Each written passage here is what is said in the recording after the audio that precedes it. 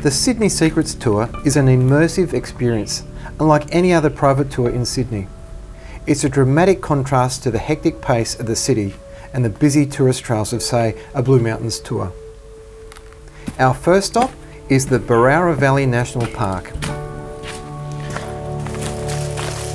Within a few minutes, a short stroll behind a picturesque suburb will lead you to some amazing sights. But you have to know where to look. Often hidden in the dappled sunlight, I've walked straight past these ancient Aboriginal carvings many times before.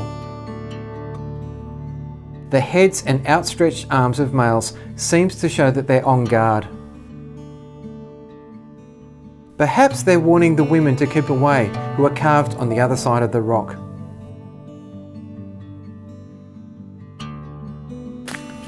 This iconic Australian plant is a grass tree. The trunk insulates it from bushfires, which are regular occurrences in this area. They grow slowly, only up to about 6 centimetres a year.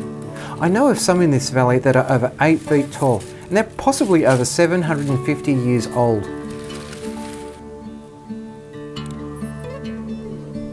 Sometimes you can find crystallised resin in the bark.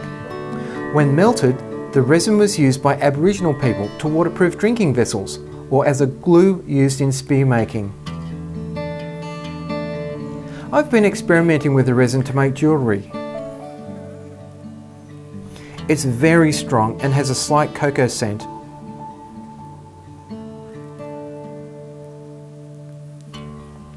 Grass trees were the first Australian plant to be protected by the Australian government, as thousands of these ancient trees were cut down by early settlers. As kids, we'd call grass tree flower spikes kangaroo tails. These enormous spikes were used by Aboriginal people to make fishing spear shafts and fire sticks. The tough seed pods were also used as cutting implements.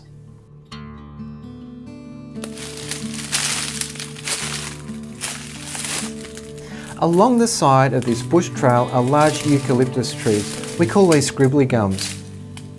The markings or scribbles are made by moth larvae boring a meandering tunnel beneath the tree bark. Scribbles or scar tissue is produced in response to the caterpillar feeding on the tree.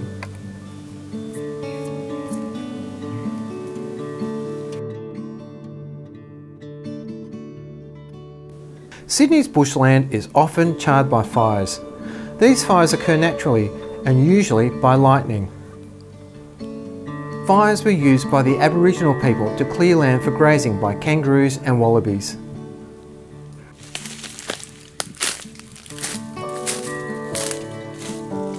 This hidden engraving was probably made in the 1920s by George Collingridge.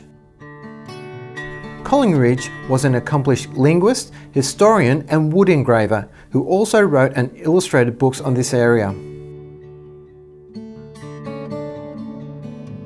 Although this tour may not visit the Blue Mountains, at least you won't be sitting in traffic for hours just to get to a location covered in fog.